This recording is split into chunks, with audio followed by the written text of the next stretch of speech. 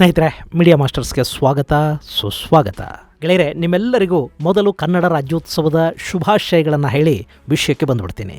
ಸ್ನೇಹಿತರೆ, ಇವತ್ತಿಗೆ ನಮ್ಮ ಚೆಲುವ ಕನ್ನಡ ನಾಡಿನ ಉದಯವಾಗಿ 68 ವರ್ಷಗಳು ತುಂಬಿವೆ. 4 ಪ್ರಾಂತಗಳಲ್ಲಿ ಹರಿದು ಹಂಚಿ ಹೋಗಿದ್ದ ಕನ್ನಡ ಭಾಷಿಕ ಪ್ರದೇಶಗಳನ್ನು ಒಟ್ಟುಗೂಡಿಸಿ ಅದಕ್ಕೆ ಕನ್ನಡ ನಾಡಿನ ರೂಪವನ್ನು ಕೊಟ್ಟಿದ್ದು 1956 ನವೆಂಬರ್ 1ನೇ ತಾರೀಕು. ಇಷ್ಟಾದರೂ ಕೂಡ ಮಹಾರಾಷ್ಟ್ರಕ್ಕೆ ಸೇರಿರುವ ಕೊಲ್ಹಾಪುರ, ಸಾಂಗ್ಲಿ, ಸೋಲಾಪುರಗಳಲ್ಲಿನ ಸಾಕಷ್ಟು ಕನ್ನಡ ಭಾಷಿಕ ಪ್ರದೇಶಗಳು ಇವತ್ತಿಗೂ ಕನ್ನಡ ನಾಡಿನಿಂದ ದೂರನೇ ಉಳ್ಕೊಂಡಿವೆ. ಅಷ್ಟೇ ಅಲ್ಲದೆ ಕೇರಳವನ್ನು ಸೇರಿರುವ ಕಾಸರಗೋಡು ಯಾವತ್ತಾದರೂ ನಾನು ಮತ್ತೆ ಕರ್ನಾಟಕವನ್ನ ಸೇರ್ತೀನಾ ಅಂತ ಆಸೆ ಕಣ್ಣುಗಳಿಂದ ನೋಡ್ತಾ ಇದೆ. ಇಷ್ಟೆಲ್ಲ ನೋವುಗಳ ನಡುವೆ ಕೂಡ ನಮಗೆ ಕರ್ನಾಟಕ ಅನ್ನೋ ಒಂದು ರಾಜ್ಯ ನಿರ್ಮಾಣ ಆಗಿದೆ. ಅದಿವತ್ತು ವಿಶ್ವವಿಖ್ಯಾತಿಯನ್ನು ಪಡ್ಕೊಂಡಿದೆ. ಹಾಗಾದ್ರೆ ಈ ಕನ್ನಡ ನಾಡು ಒಂದಾಗಿದ್ದು ಹೇಗೆ? ಇದರಲ್ಲಿ ಯಾರೆಲ್ಲರ ಶ್ರಮ ಇದೆ? ಅದರ ಜೊತೆಗೆ ಈ ವರ್ಷದ ರಾಜ್ಯೋತ್ಸವದ ವಿಶೇಷ ಏನು ಅನ್ನೋದ್ರ ಬಗ್ಗೆ ಒಂದಷ್ಟು ಮಾಹಿತಿಯನ್ನ ನಾವಿಲ್ಲಿ ನೋಡೋಣ.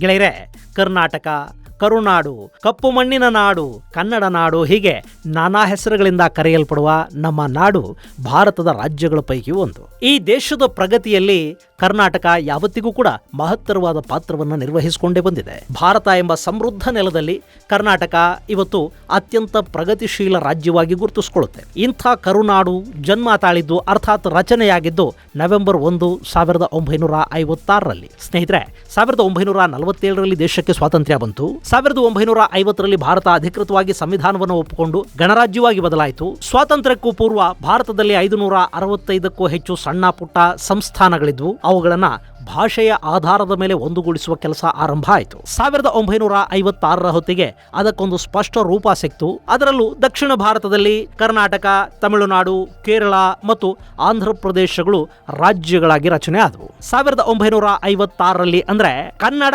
ಭಾಷಿಕರ ರಾಜ್ಯ ರಚನೆ ಆದಾಗ ಇದನ್ನ ಕರ್ನಾಟಕ ಅಂತ ಕರೀತಿರ್ಲಿಲ್ಲ. ಬದಲಾಗಿ ಅದು ಅವತ್ತು ಮೈಸೂರು ರಾಜ್ಯ ಅಂತಲೇ ಗುರುತಿಸಿಕೊಂಡಿತ್ತು. ಯಾಕೆಂದ್ರೆ 1947ರ ಸಮಯದಲ್ಲಿ ಕರ್ನಾಟಕವನ್ನ ಆಳ್ತಾ ಇದ್ದ ರಾಜಮನೆತನಗಳ ಪೈಕಿ ಅತ್ಯಂತ ವಿಶಾಲವಾಗಿದ್ದದ್ದು ಹಾಗೂ ಸಮೃದ್ಧವಾಗಿದ್ದದ್ದು ಮೈಸೂರು ಸಂಸ್ಥಾನ ಮಾತ್ರ ಆಗಿತ್ತು. ಅಲ್ಲದೆ ಸ್ವಾತಂತ್ರ್ಯ ಬಂದ ಸಂದರ್ಭದಲ್ಲಿ ಕೂಡ ಇದನ್ನ ಮೈಸೂರು ರಾಜ್ಯ ಅಂತಲೇ ಗುರುತಿಸಲಾಗಿತ್ತು. ಹೀಗಾಗಿ ಮೊದಲಿಗೆ ಕನ್ನಡ ಭಾಷಿಕ ಪ್ರಾಂತಗಳನ್ನ ಒಳಗೊಂಡ ಎಲ್ಲ ಪ್ರದೇಶಗಳನ್ನ ಮೈಸೂರು ರಾಜ್ಯಕ್ಕೆ ಸೇರಿಸಿದ ಕಾರಣ ಈ ರಾಜ್ಯದ ಹೆಸರನ್ನ ಮೈಸೂರು ರಾಜ್ಯ ಅಂತಲೇ ಕರೆಯಲಾಯಿತು. ಅವತ್ತಿನ ಬಾಂಬೆ ಪ್ರೆಸಿಡೆನ್ಸಿಯಿಂದ ಚಂಡೀಗಢ ಅನ್ನೋ ತಾಲೂಕನ್ನ ಹೊರತುಪಡಿಸಿ ಅಖಂಡ ಬೆಳಗಾವಿ ಜಿಲ್ಲೆ, ಧಾರವಾಡ ಜಿಲ್ಲೆ, ಉತ್ತರ ಕನ್ನಡ ಜಿಲ್ಲೆ ಹಾಗೂ ವಿಜಯಪುರ ಜಿಲ್ಲೆಗಳನ್ನು ಮೈಸೂರು ರಾಜ್ಯಕ್ಕೆ ಸೇರಿಸಲಾಯಿತು. ಹೈದರಾಬಾದ್ನ ನಿಜಾಮನ ಆಡಳಿತದಲ್ಲಿದ್ದ ಅವತ್ತಿನ ಬೀದರ್, ಗುಲ್ಬರ್ಗಾ, ರಾಯಚೂರು ಮುಂತಾದವುಗಳನ್ನ ಮೈಸೂರು ಜಿಲ್ಲೆಯಲ್ಲಿ ವಿಲೀನಗೊಳಿಸಲಾಯಿತು. ಇನ್ನು ಮದ್ರಾಸ್ ಪ್ರೆಸಿಡೆನ್ಸಿಯಿಂದ ಕೊಳ್ಳೇಗಾಲ ತಾಲೂಕು ಮೈಸೂರು ರಾಜ್ಯವನ್ನು ಸೇರಿತು. ರಾಯಲಸೀಮೆಯಲ್ಲಿದ್ದ ಮದ್ರಾಸ್ ಪ್ರಾಂತಕ್ಕೆ ಸೇರಿದ್ದ ಬಳ್ಳಾರಿಯನ್ನ 1953ರಲ್ಲೇ ಮೈಸೂರಿನ ಭಾಗವನ್ನಾಗಿ ಮಾಡಲಾಯಿತು. ಆ ಮೂಲಕ ಭಾಷೆಯ ಆಧಾರದ ಮೇಲೆ ಕನ್ನಡಮ್ಮನ ಮಕ್ಕಳೆಲ್ಲ ಒಂದಾದರು. ಅಂದಹಾಗೆ ಈ ಏಕೀಕರಣ ಚಳವಳಿ ಒಂದು ದಿನದಲ್ಲಾಗಿದ್ದಲ್ಲ.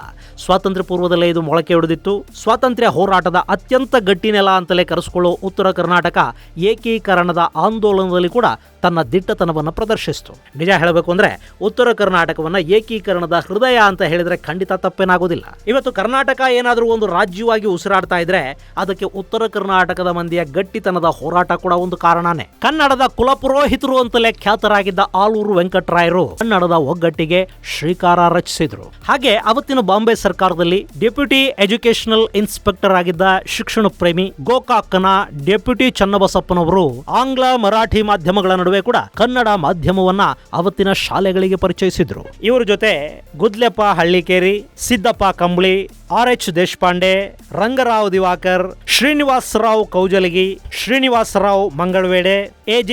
ದೊಡ್ಡಮೇಟಿ, ಕೆಂಗಲ್ ಹನುಮಂತರಾಯರು, ಗೋರೂರು ರಾಮಸ್ವಾಮಿ ಅಯ್ಯಂಗಾರ್, ಟಿ ಮರಿಯಪ್ಪ, H.K. ವೀರನಗೌಡರು, B.S. ಕೆಕ್ಕಿಲಾಯರು, B.V. ಕೆಕ್ಕಿಲಾಯರು, ನಮ್ಮ ಆನಾಕ್ರು ಅವರು, ಹೀಗೆ ಸಾಕಷ್ಟು ಮಹನೀಯರ ಶ್ರಮದ ಫಲವಾಗಿ ಏಕೀಕರಣಕ್ಕೆ ಒಂದು ರೂಪ ಸಿಕ್ತು. ಇನ್ನು ಸಾಹಿತಿಗಳ ನೆಲ ಅಂತಲೇ ಕರೆಸಿಕೊಳ್ಳುವ ಧಾರವಾಡ ಕೂಡ ಏಕೀಕರಣದಲ್ಲಿ ನಿರ್ಣಾಯಕ ಪಾತ್ರವನ್ನು ವಹಿಸಿತ್ತು. ಅಲ್ಲಿಯ ವಿದ್ಯಾವರ್ಧಕ ಸಂಘ ಕನ್ನಡದ ಚಳವಳಿಯನ್ನ ಹೊಸದೊಂದು ಎತ್ತರಕ್ಕೆ ಕೊಂಡೊಯ್ದಿತ್ತು. ಸಾಹಿತಿಗಳ ಉಸಿರೇ ಕನ್ನಡ, ಕನ್ನಡದ ಉಸಿರಿನಂತೆ ಸಾಹಿತಿಗಳು ಅನ್ನೋ ಹಾಗೆ ನಾಡಿನ ಹಲವಾರು ಸಾಹಿತಿಗಳು, ಕವಿ, ವಿದ್ವಾಂಸರು ಏಕೀಕರಣಕ್ಕೆ ಹೆಗಲು ಕೊಟ್ಟು ಕರ್ನಾಟಕವನ್ನು ರೂಪಿಸಿದ್ರು. ಈ ಹೋರಾಟದಲ್ಲಿ ಒಬ್ಬಿಬ್ಬರಲ್ಲ, ನೂರಾರು ಪ್ರಾತಸ್ಮರಣೀಯರಿದ್ದಾರೆ. ಈ ಏಕೀಕರಣದ ಆಂದೋಲನದಲ್ಲಿ ಸಂಘ ಸಂಸ್ಥೆಗಳು, ಮಠಗಳು, ಆಶ್ರಮಗಳು, ಹೀಗೆ ಹರಿಯುವ ನದಿಗೆ ಸಾವಿರ ತೊರೆಗಳು ಅನ್ನೋ ಹಾಗೆ ಇಡೀ ಚಳವಳಿ ಕನ್ನಡದ ಅಸ್ಮಿತೆಗಾಗಿ ಹೋರಾಡ್ತು. ಅದರ ಫಲ ಅನ್ನೋ ಹಾಗೆ ಕರ್ನಾಟಕ ಜನ್ಮ ತಳೆದು ಇವತ್ತು ಹೆಮ್ಮರವಾಗಿ ನಿಂತಿದೆ. ಇಲ್ಲಿ ನಾವು ಇವತ್ತು ನೋಡ್ತಾ ಇರೋ ಕರ್ನಾಟಕದ ರಚನೆಯಲ್ಲಿ ಮೈಸೂರು ಮಹಾರಾಜರ ಪಾತ್ರವನ್ನ ಮರೆಯೋದಿಕ್ಕೆ ಸಾಧ್ಯನೇ ಇಲ್ಲ.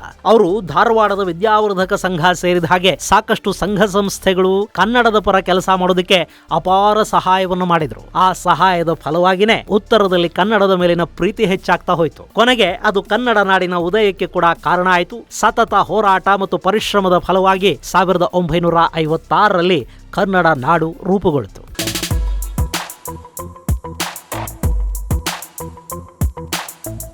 ಗೆಳೆಯರೆ, ಇದು ರಾಜ್ಯ ರಚನೆಯಾದ ಕಥೆ. ಆದರೆ ಇನ್ನು ಮೈಸೂರು ರಾಜ್ಯ ಕರ್ನಾಟಕ ಅನ್ನೋ ಹೆಸರನ್ನ ಪಡೆದ ದಿನಗಳನ್ನ ಕೂಡ ನಾವು ನೆನಪು ಮಾಡ್ಕೋಬೇಕು. ಕನ್ನಡದ ಅಸ್ಮಿತೆಯನ್ನ ಎತ್ತಿ ಹಿಡಿಯುವ, ಕರುನಾಡಿನ ಮೂಲ ಹೆಸರನ್ನ ಅಜರಾಮರಗೊಳಿಸುವ ಈ ಕಾರ್ಯ ನಡೆದದ್ದು 1973ರಲ್ಲಿ. ಅವತ್ತು ರಾಜ್ಯದ ಮುಖ್ಯಮಂತ್ರಿಗಳಾಗಿದ್ದ ದೇವರಾಜ ಅರಸ್ ರಾಜ್ಯದ ಹೆಸರನ್ನ ಮೈಸೂರು ಅನ್ನೋದರ ಬದಲಾಗಿ ಕರ್ನಾಟಕ ಅಂತ ಮರುನಾಮಕರಣ ಮಾಡೋದಕ್ಕೆ ಮುಂದಾಗ್ತಾರೆ. ಭಾರತೀಯ ಇತಿಹಾಸದಲ್ಲಿ ಕರ್ನಾಟಕ ದೇಶ ಅಂತಲೇ ಈ ಭಾಗವನ್ನ ಉಲ್ಲೇಖಿಸಲಾಗಿದೆ. ಅದರಂತೆ ರಾಮಾಯಣ, ಮಹಾಭಾರತ ಕಾವ್ಯಗಳಲ್ಲಿ ಕೂಡ ಇದರ ಉಲ್ಲೇಖ ಇದೆ. ಜೊತೆಗೆ 1956ರಲ್ಲಿ ಹೊಸ ರಾಜ್ಯ ರಚನೆಯಾದ ಬಳಿಕ ಮೈಸೂರು ರಾಜ್ಯ ಅನ್ನೋದು ಕೇವಲ ಸಂಸ್ಥಾನದ ಹೆಸರನ್ನ ಸೂಚಿಸ್ತಾ ಇತ್ತು. ಈ ಹೆಸರಲ್ಲಿ ಸಮಗ್ರ ನಾಡಿನ ಕಲ್ಪನೆ ಇಲ್ಲ ಅನ್ನೋ ಕೂಗು ಉತ್ತರ ಭಾಗದವರಿಂದ ಕೇಳಿ ಬಂದಿತ್ತು. ಹೀಗಾಗಿ ದೇವರಾಜ ಅರಸ್ ಅವರ ಸರ್ಕಾರ ವಿಧಾನಸಭೆಯಲ್ಲಿ ರಾಜ್ಯದ ಹೆಸರನ್ನ ಕರ್ನಾಟಕ ಅಂತ ಮರುನಾಮಕರಣ ಮಾಡೋ ಪ್ರಸ್ತಾವನೆಯನ್ನ ಮಂಡಿಸಿತು. ಅದಕ್ಕೆ ಅವತ್ತು ವಿಧಾನಸಭೆಯಲ್ಲಿದ್ದ ಎಲ್ಲ ಸದಸ್ಯರು ಕೂಡ ಪಕ್ಷಾತೀತವಾಗಿ ಬೆಂಬಲವನ್ನು ಸೂಚಿಸಿದ್ರು. ನಮ್ಮ ಮಾಜಿ ಪ್ರಧಾನಿ ದೇವೇಗೌಡರು ಅವತ್ತು ಕರ್ನಾಟಕದ ವಿಧಾನಸಭೆಯಲ್ಲಿ ವಿರೋಧ ಪಕ್ಷದ ನಾಯಕರಾಗಿದ್ರು. ಅವರೂ ಸೇರಿದ ಹಾಗೆ ಪ್ರತಿಯೊಬ್ಬರು ಕೂಡ ಕರ್ನಾಟಕ ಅನ್ನೋ ಹೆಸರನ್ನ ಸರ್ವಾನುಮತದಿಂದ ಅಂಗೀಕರಿಸಿದ್ರು. ಹೀಗಾಗಿ ರಾಜ್ಯದ ಹೆಸರು ಕರ್ನಾಟಕ ಅಂತ ಬದಲಾಯಿತು.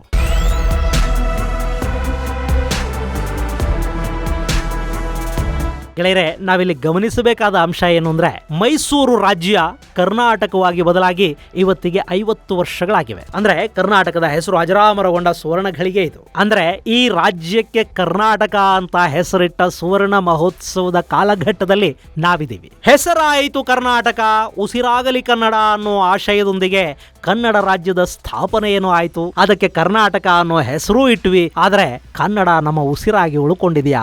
ಕನ್ನಡದ ಕಂಪನ್ನ ಹರಡೋ ಕೆಲಸವನ್ನ ನಾವು ಎಷ್ಟರ ಮಟ್ಟಿಗೆ ಮಾಡ್ತಾ ಇದ್ದೀವಿ? ಕನಿಷ್ಠ ಪಕ್ಷ ಕನ್ನಡವನ್ನ ಸಂಪೂರ್ಣವಾಗಿ ಆಡಳಿತ ಭಾಷೆಯನ್ನಾಗಿ ಮಾಡ್ಕೊಳ್ಳೋದಿಕ್ಕಾದರೂ ನಮಗೆ ಸಾಧ್ಯ ಆಗಿದ್ಯಾ? ಸರ್ಕಾರಿ ಕಚೇರಿಗಳ ಜಾಲತಾಣಗಳು, ನ್ಯಾಯಾಲಯಗಳ ಕಲಾಪಗಳು, ಸರ್ಕಾರಿ ಆದೇಶಗಳು ಇವಾದರೂ ಸಂಪೂರ್ಣವಾಗಿ ಕನ್ನಡೀಕರಣಗೊಂಡಿವ್ಯಾ? ಆಂಗ್ಲ ಭಾಷೆ ಅನ್ನೋದು ನಮಗೆ ಬೇಕು ಅನ್ನೋದು ನಿಜ. ಆದ್ರೆ ಕನ್ನಡವನ್ನ ಮರೆಯದೇ ಪರಭಾಷೆಗಳನ್ನ ಉಳಿಸ್ಕೊಳ್ಳೋ ನಮ್ಮತನವನ್ನಾದರೂ ನಾವು ಬೆಳೆಸ್ಕೊಂಡಿದೀವಾ? ಈ ಪ್ರಶ್ನೆಗಳನ್ನು ನಮಗೆ ನಾವೇ ಕೇಳ್ಕೋಬೇಕಾದ ಅಗತ್ಯ ಕೂಡ ಇವತ್ತಿಗಿದೆ. ಇನ್ನು ಕಾವೇರಿಯಿಂದ ಮಾ ಗೋದಾವರಿ ವರಮಿರ್ದನಾಡದ ಕನ್ನಡದೋಳ್ ಅಂತ ಹೇಳುತ್ತೆ ಕವಿವಾಣಿ. ಅವತ್ತಿಗೆ ಮರಾಠರ ಆಳ್ವಿಕೆಯಲ್ಲಿದ್ದ ಪ್ರದೇಶಗಳು, ನಿಜಾಮನ ಆಳ್ವಿಕೆ ಪ್ರದೇಶಗಳಲ್ಲಿನ ಹಲವಾರು ಮಹಾನುಭಾವರು ಕನ್ನಡವನ್ನು ಉಳಿಸ್ಕೊಳ್ಳೋದಕ್ಕೆ ಪಟ್ಟ ಶ್ರಮ ನಿಜಕ್ಕೂ ದೊಡ್ಡದು. ಶಾಲೆಗಳ ಹೊರಗೆ ಉರ್ದು, ಮರಾಠಿ ಬೋರ್ಡುಗಳನ್ನು ಹಾಕಿ ಒಳಗೆ ಕನ್ನಡ ಕಲಿಸ್ತಾ ಕನ್ನಡದ ದೀವಿಗೆಗೆ ಬದುಕನ್ನೇ ಎಣ್ಣೆಯಾಗಿಸಿದ ಆ ಅಜ್ಞಾತ ಚೇತನಗಳನ್ನು ಕೂಡ ನಾವಿವತ್ತು ನೆನಪು ಮಾಡ್ಕೋಬೇಕು. ಆದ್ರೆ ಅವತ್ತು ಕನ್ನಡದ ಕಂಪಿದ್ದ ಎಲ್ಲ ಪ್ರದೇಶಗಳು ಇವತ್ತು ನಮ್ಮ ಜೊತೆಗಿಲ್ಲ ಅನ್ನೋ ನೋವು ಕೂಡ ಖಂಡಿತ ಕನ್ನಡದ ಮನಸ್ಸುಗಳಿಗಿದೆ. ಇವತ್ತು ಕರ್ನಾಟಕದ ಒಂದಷ್ಟು ಭೂಭಾಗಗಳು ನಮಗೆ ಸೇರಬೇಕು ಅಂತ ಮರಾಠಿ ರಾಜಕಾರಣಿಗಳು ಬಾಯ ಬಡ್ಕೊಳ್ಳೋದಕ್ಕೆ ಶುರು ಮಾಡಿದಾಗ ಅಲ್ಲಿನ ಎಷ್ಟು ಭೂಭಾಗ ನಮಗೆ ನೆನಪಾಗೋದಿಲ್ಲ ಹೇಳಿ? ಇಂದಿನ ಮಹಾರಾಷ್ಟ್ರದಲ್ಲಿ ಕನ್ನಡದ ಹೆಸರಲ್ಲೇ ಒಂದು ತಾಲೂಕು ಕೇಂದ್ರ ಇದೆ. ಮರಾಠವಾಡದ ಅನೇಕ ಸ್ಥಳಗಳಲ್ಲಿ ನಮಗೆ ಈಗಲೂ ಕೂಡ ಕನ್ನಡ ಬುಡಕಟ್ಟಿನ ಭಾಷೆಯ ಪರಿಚಯ ಸಿಗುತ್ತೆ. ಅಷ್ಟೇ ಯಾಕೆ, ಇಡೀ ಮಹಾರಾಷ್ಟ್ರದ ರಾಜದೈವವಾಗಿ ಪೂಜಿಸುವ ಪಾಂಡುರಂಗ ವಿಠಲ ಕೂಡ ಕಾನಡಿ ವಿಠಲ ಅಂತಲೇ ಕರೆಸ್ಕೊಳ್ತಾನೆ. ಅನೇಕ ವಿದ್ವಾಂಸರ ಪ್ರಕಾರ ಹಂಪಿಯ ವಿಜಯ ವಿಠಲಾನೇ ಈ ಪಂಡರಾಪುರದ ವಿಠುರಾಯ ಅಂತ ಹೇಳ್ತಾರೆ. ಇನ್ನು ಅಲ್ಲಿನ ಅಜಂತ, ಎಲ್ಲೋರ, ಎಲಿಫೆಂಟಾಗಳನ್ನ ನಿರ್ಮಿಸಿದ್ದು ಕನ್ನಡದ ಅರಸರು. ಕೊಲ್ಹಾಪುರದ ಮಹಾಲಕ್ಷ್ಮಿಯ ದೇವಾಲಯವನ್ನು ನಿರ್ಮಾಣ ಮಾಡಿದ್ದು ನಮ್ಮ ರಾಷ್ಟ್ರಕೂಟರು. ಅಷ್ಟೇ ಯಾಕೆ, ಮರಾಠರ ಸ್ವಾಭಿಮಾನ ಅಂತ ಅವರು ಭಾವಿಸೋ ಛತ್ರಪತಿ ಶಿವಾಜಿ ಮಹಾರಾಜರ ಮೂಲ ಕೂಡ ನಮ್ಮ ಕರ್ನಾಟಕನೇ. ಹೀಗೆ ಪಟ್ಟಿ ಮಾಡ್ತಾ ಹೋದ್ರೆ ಮಹಾರಾಷ್ಟ್ರದ ಹೆಮ್ಮೆ ಅಂತ ಇವರು ಏನೆಲ್ಲ ಹೇಳ್ಕೊಳ್ತಾರೋ ಅದರಲ್ಲಿ ಅರ್ಧಕ್ಕಿಂತ ಹೆಚ್ಚು ನಮ್ಮ ಕನ್ನಡದ ಕೊಡುಗೆಗಳೇ ಇವೆ.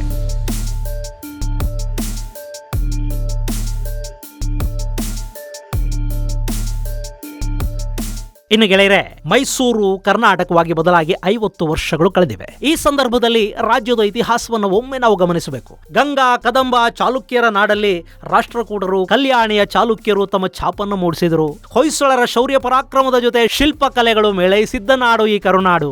ದೆಹಲಿ ಸುಲ್ತಾನರಿಂದ ದಾಳಿಗೊಳಗಾಗಿ ಅಸ್ತಿತ್ವವನ್ನು ಉಳಿಸಿಕೊಳ್ಳೋದಕ್ಕೆ ಕೂಡ ಹೆಣಗಾಡ್ತಿದ್ದ ಸಂದರ್ಭದಲ್ಲಿ ಹಕ್ಕಬುಕ್ಕರಿಂದ ರಚನೆಯಾಗಿದ್ದೆ ನಮ್ಮ ವಿಜಯನಗರ. ಅದರ ಪಕ್ಕದಲ್ಲೇ ಬಿಜಾಪುರದ ಸುಲ್ತಾನರ ಆಡಳಿತ, ಬೀದರ್ನ ಬರೀದ್ ಶಾಹಿಗಳ ಆಳ್ವಿಕೆ. ಅತ್ಯಂತ ವೈಭವದ ವಿಜಯನಗರ ಪತನವಾದ ನಂತರ ಕನ್ನಡ ನಾಡಲ್ಲಿ ಸುಲ್ತಾನರದ್ದೇ ಅಟ್ಟಹಾಸ. ಆ ಅಟ್ಟಹಾಸವನ್ನ ಮೆಟ್ಟಿ ನಿಂತು ಕನ್ನಡ ನಾಡಿನ ಗೌರವವನ್ನು ಉಳಿಸಿದ್ದು ಕೆಳದಿಯ ಚೆನ್ನಮ್ಮ, ಬೆಳವಡಿ ಮಲ್ಲಮ್ಮನಂಥ ವೀರವನಿತೆಯರು. ಇದರ ಜೊತೆಗೆ ರಾಣಿ ಅಬ್ಬಕ್ಕ, ರಾಣಿ ಚೆನ್ನಭೈರಾದೇವಿಯವರನ್ನ ನಾವು ಮರೆಯೋದಿಕ್ಕೆ ಸಾಧ್ಯನಾ?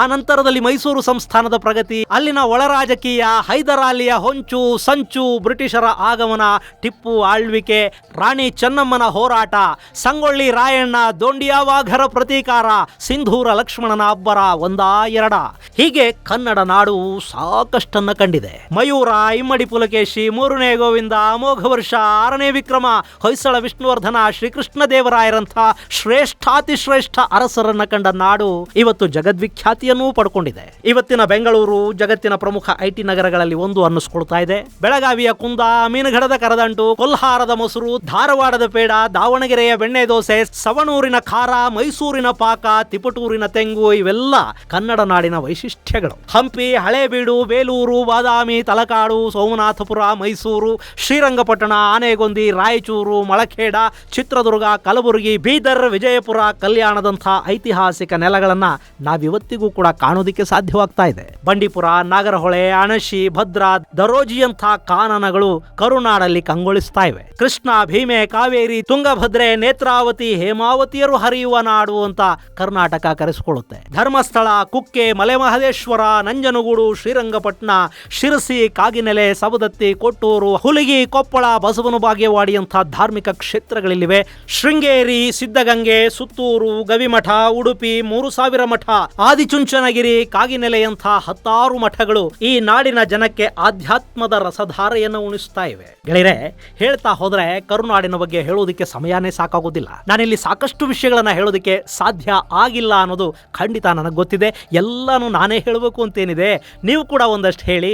ಕನ್ನಡ ನಾಡಿನ ಮತ್ತಷ್ಟು ವಿಶೇಷಗಳನ್ನ ಕಾಮೆಂಟ್ ಬಾಕ್ಸ್ ಅಲ್ಲಿ ತಿಳಿಸೋ ಮೂಲಕ ಮತ್ತಷ್ಟು ಜನಕ್ಕೆ ಅದು ತಲುಪೋ ಹಾಗೆ ನೀವು ಮಾಡ್ತೀರಿ ಅನ್ನೋದು ಖಂಡಿತ ನನಗೆ ಗೊತ್ತಿದೆ. ಗೆಳೆಯರೆ, ಕರ್ನಾಟಕ ಇವತ್ತು ರಾಜ್ಯೋತ್ಸವದ ಸಡಗರದ ಜೊತೆಗೆ ಕರ್ನಾಟಕವಾಗಿ ಕರೆಸಿಕೊಂಡ ಸುವರ್ಣ ಮಹೋತ್ಸವದ ಸಂಭ್ರಮದಲ್ಲಿ ಕೂಡ ಇದೆ. ಕನ್ನಡಮ್ಮನ ಮಕ್ಕಳಾಗಿ ನಾವೆಲ್ಲ ತಾಯಿ ಕನ್ನಡಾಂಬೆಗೆ ನಮಿಸೋಣ. ಸಿರಿಗನ್ನಡಂ ಗೆಲ್ಗೆ, ಸಿರಿಗನ್ನಡಂ ಬಾಳ್ಗೆ.